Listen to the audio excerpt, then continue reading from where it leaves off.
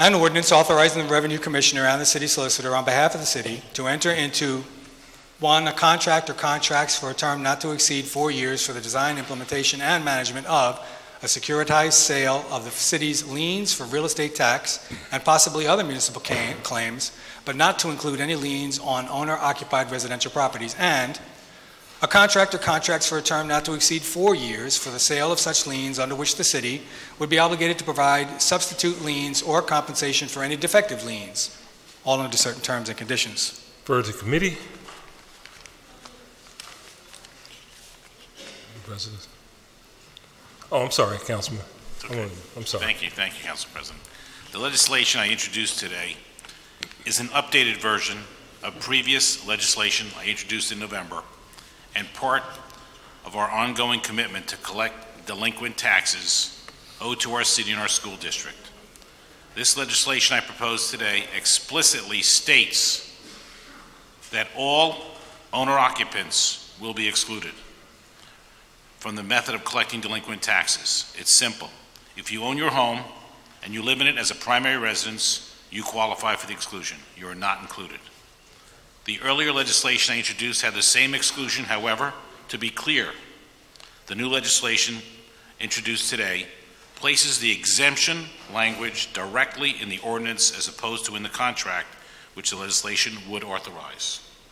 As I have said from the beginning, it's neither the goal nor the intent of this legislation to remove anyone from their homes.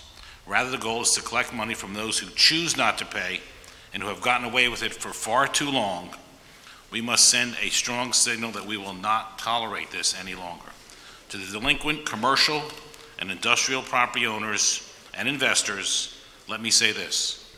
On behalf of the tax-paying citizens and businesses, as well as our school children, we are coming for our money. This revenue is crucial, especially at this moment for our city and our school district.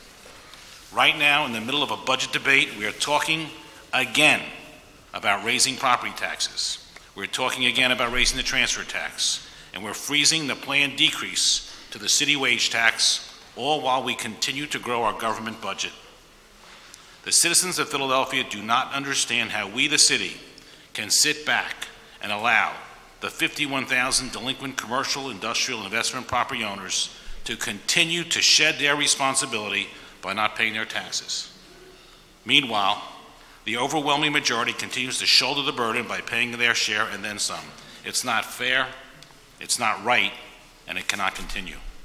To be clear, we all must pay our taxes, all of us, and this legislation will put us on track to create a better culture of compliance, help people get on track, enroll them in the various programs we have in place to help with their payments, whether it's UPA or LOOP. Philadelphians, if you're listening today, and if you live in your home and you're behind on your real estate taxes, we can provide you assistance to meet compliance standards. That's our goal, and I believe a shared goal of each and every one of us here. The proposal I've put forward today with my co-sponsors, Councilman Heenan, Councilman Scola, Councilwoman Blackwell, Councilman Jones, and Councilman O'Neill, must be strongly considered as we continue our budget debate.